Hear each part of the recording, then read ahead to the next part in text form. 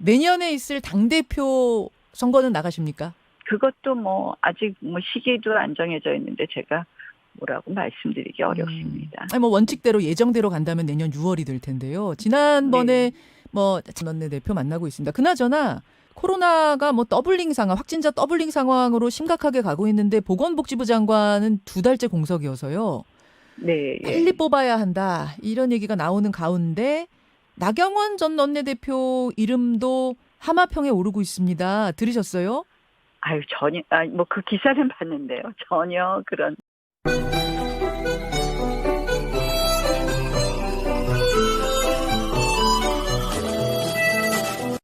나경원 전 원내대표님 안녕하세요. 네, 안녕하세요. 오래간만입니다. 정말 오랜만에 연결을 했는데 네, 주제가 네. 너무 어두워요.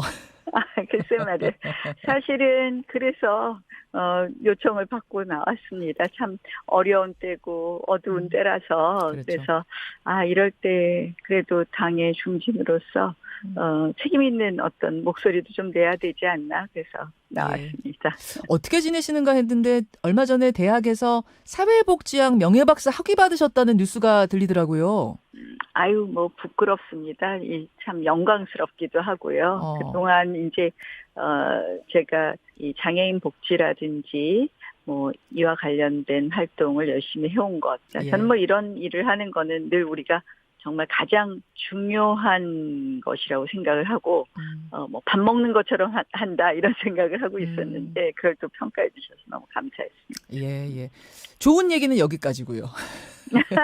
이제 국민의힘 상황 좀 어두운 네. 얘기를 가야 될 것 같아요. 네, 예. 사고냐 거리냐 일단 큰 방향은 잡혔습니다. 네, 예. 이건 예. 사고 상황이다. 따라서 6개월간 권성동 직무대행 체제로 간다. 어제 이 결정은 어떻게 보셨어요?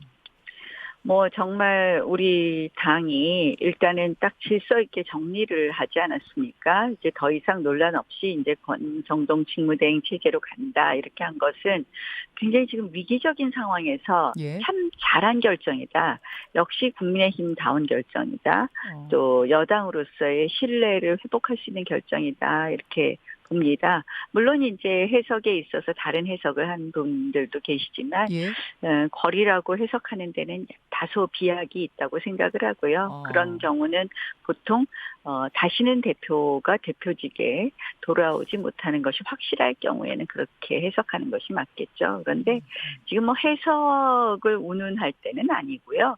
어떻게 지금 당의 혼란과 갈등을 수습하느냐 아니겠습니까? 네. 그래서 혼란과 갈등을 매끄럽게 아주 단시간 만에 수습했다는 점에서는 칭찬해드리고 싶습니다. 현역 의원들을. 칭찬해드리고 싶다 할 정도로 잘한 결정이다. 네, 예. 근데 이제 일각에서는 당 대표가 다른 사람도 아닌 당 대표가 징계, 그것도 6개월 당원권 정지 징계를 받았다면, 아니 당원권을 정지 받아야 할 정도의 상황에서 대표직을 유지한다, 그러니까 복귀한다. 이거는 말이 되지 않는다. 따라서 거리 상황으로 보고 조기 전대 치러야 한다. 이런 얘기가 있었거든요. 주장이 어제 나왔거든요. 네, 맞습니다. 그런 주장이 나온 것을 아는데요. 만약에 징계가 뭐 1년 이상이 나와서 당대표가 아예 당대표로 복귀할 수 없다면 지금 전당대회를 하는 것이 맞느냐, 나중에 하는 것이 맞느냐 이런 논란이 있을 수 있지만 지금 뭐 합리적으로 해석하면 원내대표가 대행하는 것이 맞기 때문에 그렇게 해석하는 것이 맞다 이렇게 봅니다. 결국은 원칙대로 네, 당헌당규 해석에 따라 가야 한다 이런 말씀. 네, 그게 맞는 것 같습니다. 네. 알겠습니다. 근데 이준석 대표 얘기를 지금 잠깐 하셨는데요. 네, 예. 사실 이제 어제 의총에서 결론은 사고라고 났지만 이 결론을 이준석 대표가 받아들일까의 문제는 여전히 남아 있습니다. 잠행에 들어가기 전까지만 해도 이준석 대표 입장은 이 징계 받아들일 수 없다. 뭐 거리는 말할 것도 없고 사고도 받아들일 수 없다는 이런 입장이었거든요. 만약 그 입장이 그대로 유지되고 있다는 전제 하에 그건 아니라고 보시는 건가요? 저는 뭐 이준석 대표가 현명한 정치인이라면 결정에 불복하거나 하는 일은 하지 않을 것이다 이렇게 생각을 합니다. 두고 봐야 되겠지만 제가 이제 그 글을 올린 것도 참 안타까운 마음에 올렸거든요. 근데 제가 저랑 비슷하게 다 말씀들 하셨는데 저한테는 일침 막 이렇게 써놨더라고요. 저는 사실은 작년 전당대회를 같이 하기도 했지만, 예. 아유, 제가 또 뭐 선배 정치인이고 또 뭐 나이로도 그렇기 때문에 항상 또 어떻게 보면 후배들에 대해서는 안타까움도 있고 또 뭐 이렇게 잘 좀 됐으면 하는 그런 생각이 있고요. 또 뭐 이준석 대표도 청년을 좀 대변하겠다고 이리 뛰고 저리 뛰고 했고, 저도 어떻게 보면 정치의 큰 틀을 하지만 또 여성을 대변한 부분이 있지 않습니까? 또 장애인을 대변하기도 예. 하고 해서 늘 소수자를 대변해왔던 점에서 제가 어떨 때는 또 같은 느낌을 또 공감할 때가 좀 가끔은 있어요. 예, 예. 물론 아니, 두 분이 방법에 대해서는 지난번에 동의하지 워낙 않지만. 지난번 저 전당대회 때 두 분이 치열하게 경쟁하셨기 때문에 저는 좀 이질감이 그러니까 있을 거라 생각했는데. 방법에는 상당히 동의하기 어려운 부분이 있죠, 물론. 예, 그런데 어쨌든 공감하는 부분도 있고 그래서 좀 잘했으면 했는데 이런 결과가 나와서 안타깝다고 생각을 하고요. 그래도 본인이 다시 재기하기 위해서는 네. 저는 이럴 때 승복하는 것이 좀 더 성숙된 이 대표의 모습이 될 것이다, 이렇게 생각을 합니다. 다시 재기하기 위해서는 지금 승복해야 한다. 그 말을 네. 뒤집어 보면 지금 윤리위 결정, 당의 결정 승복하지 않으면 정치인으로서 재계도 어려울 것이라고 보세요. 저는 뭐 미래를 생각해 봐야 된다라는 생각을 하고요. 그것이 뭐 승복하지 않으면 안 된다. 뭐 이렇게 제가 얘기하기보다는. 아니, 그러니까 정치를 워낙 오래 또 하신 분이기 때문에 지금 말씀하시는 하나하나 조언들이 아마 좀 멀리 내다보고 하시는 조언 같아서 제가 질문을 드렸어요. 네, 저는 사실은 어떻게 보면 우리가 일희일비하지 않아야 된다고 생각하고요, 정치가. 네. 뭐 저도 요새 뭐 사실은 뭐 계속 백의종군하고 있지 않습니까? 그래서 그냥 크게 보고 멀리 봐야 된다고 생각을 해요. 그래서 네. 자, 근데 이제 이준석 대표 측의 입장을 들어보면 아직 경찰 조사 결과가 나온 것도 아니고 증거인멸 교사를 100% 확신할 증거가 뚜렷한 증거가 있는 것도 아닌데 의혹만 가지고 당대표를 징계하는 이런 선례를 남기면 이제 힘없고 새 없는 당대표는 늘 이런 식으로 마음 먹으면 끌어내릴 수 있지 않겠느냐, 이런 항변을 합니다. 윤리의 결정이 수사기관의 결정이 아니지 않습니까? 윤리위라는 것은 윤리잖아요, 윤리. 예. 품위유지 의무 위반도 있고 뭐 여러 가지가 있죠. 그래서 뭐 여러 가지 할 얘기가 있지만 우리가 뭐 지금 자꾸 시시비비를 따질 때는 아니라고 생각을 합니다. 지난 12월부터 이미 이준석 쳐내기 찌라시가 돌았다. 어제 김용태 최고위원은 그런 말씀하시더라고요. 혹시 나 전 원내대표님도 들으셨어요? 뭐 저는 제가 현역이 아니라서 그런지 뭐 제대로 그런 이야기를 들은 적은 없습니다. 저는 자꾸 이제 이게 뭐 세대결을 하고 무슨 김용태 최고위원은 이제 청년 최고위원이죠. 뭐 그런 식의 이렇게 그런 모습으로 가는 것보다는 좀 당이 화합해서 가면 좋겠다. 특히 지금 너무 어렵지 않아요? 국정을 책임져야 되는 이 여당 내에서 혼란과 분란이 계속되는 것은 맞지 않다고 생각을 합니다. 아예 이준석 대표가 자진 사퇴를 해야 된다라고 권하는 또 중진들도 계시더라고요. 그 부분은 어떻게 보세요? 저는 그런 말씀들은 뭐 그게 뭐 본인이 판단을 하는 것 아니면 그런 말씀들은 아끼는 것이 낫지 않나 이런 생각을 합니다.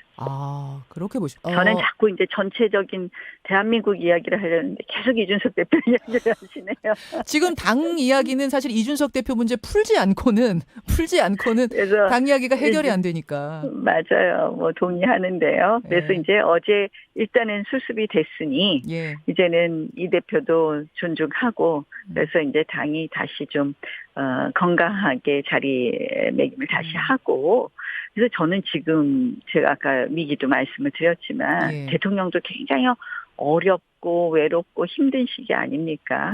실질적으로 이 위기를 극복하려면 뭐 여당부터 하나가 돼야 되는데요.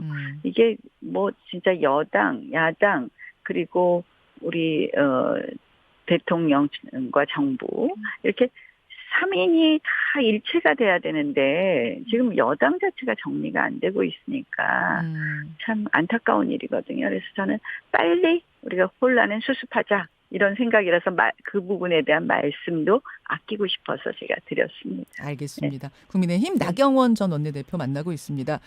지금 계속 이제 어려운 상황이다, 대통령도 어려운 상황이다 말씀하셨는데 진짜 어려운 상황 맞는 게요. 최근 여론조사 상당히 이례적인 그래프가 나오고 있습니다. 출범 2달 만에 뭐 이조사 저조사 할 것 없이 긍정과 부정 데드크로스, 긍정 평가가 일제히 30%로 떨어지는 이런 기현상 어떻게 보고 계세요? 뭐 사실은 이게 그냥 어떻게 보면 뭐 하나의 문제가 아니라 전체적으로 이제 국민들의 걱정이 늘어나시고 또 어떻게 보면 잘하라는 그런 사인도 주시는 거 아닌가 이런 생각을 합니다. 굉장히 지금 위기가 곳곳에서 나오고 있는데 예. 참 그걸 수습하려면 이게 지금 뭐 여권 야권 야당 그다음 정부 뭐 세 박자가 맞아야 되는데 지금 야당은 사실 또 출범 100일도 안 된 대통령실 앞에 가서 데모하고 있어요. 그래서 제가 보면 뭘 일을 하려고 그래도 최근에 이제 알박기 이야기도 나왔지만 전직 기관의 수장들이 물러나지 않는 거 그거 말씀하시는 거예요? 전직 기관의 수장이 물러나지 않는 것은 물론이고요. 예. 제도 알박기가 돼 있고요.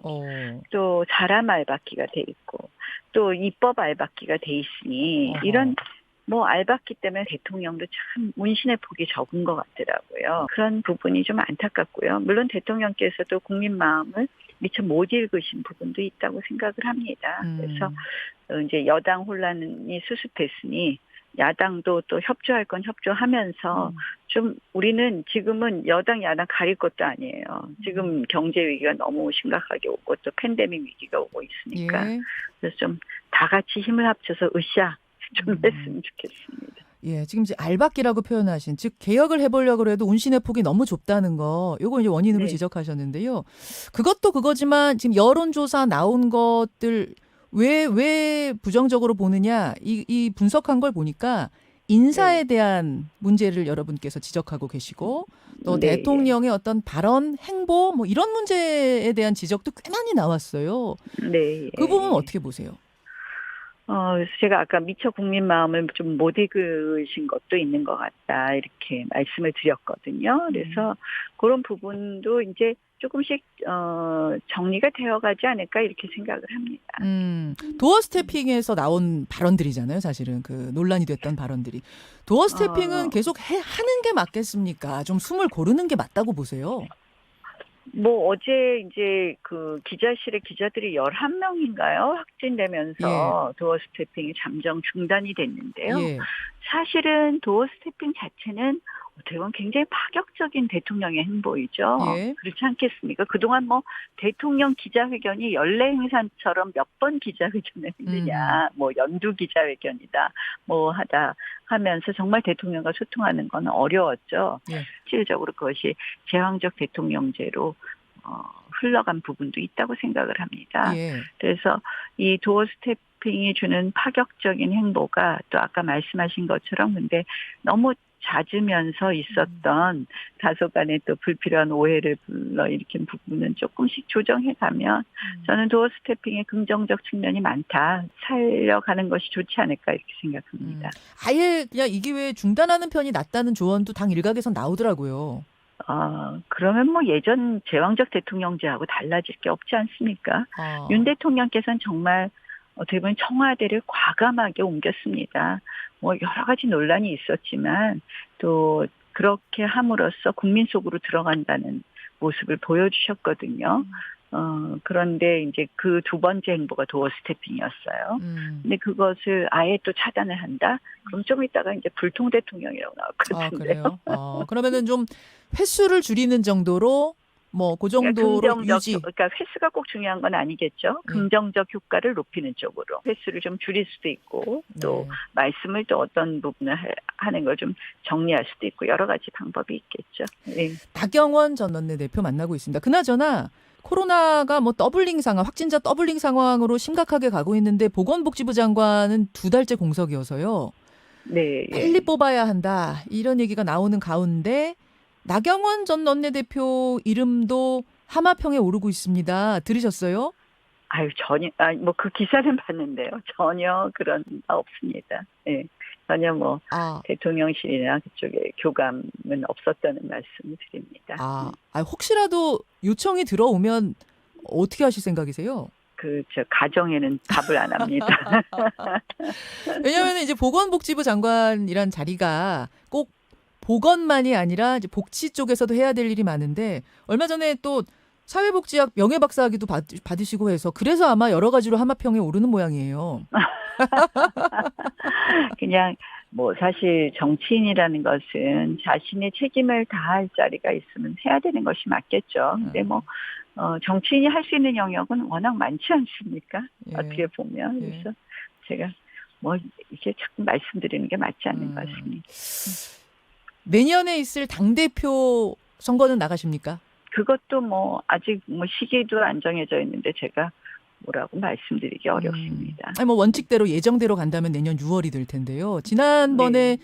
뭐 차점자셨잖아요. 말하자면 차점자로 떨어지신 분이기 때문에 뭐 유력한 주자 중에 한 분 아니시겠습니까? 여러 가지 정치 상황을 보고 예. 제가 지난번 전당대회 때 당대표를 나간 이유는 예.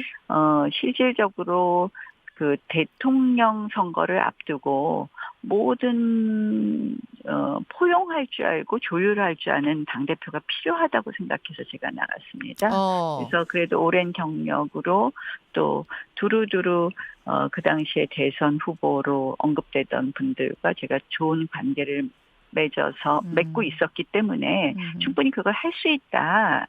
공정하게 다 포용하고 조율해 갈 수 있다 생각으로 출마를 했는데요. 네. 내년 당대표가 해야 될 역할과 제가 잘할 수 있는 것이 맞는다.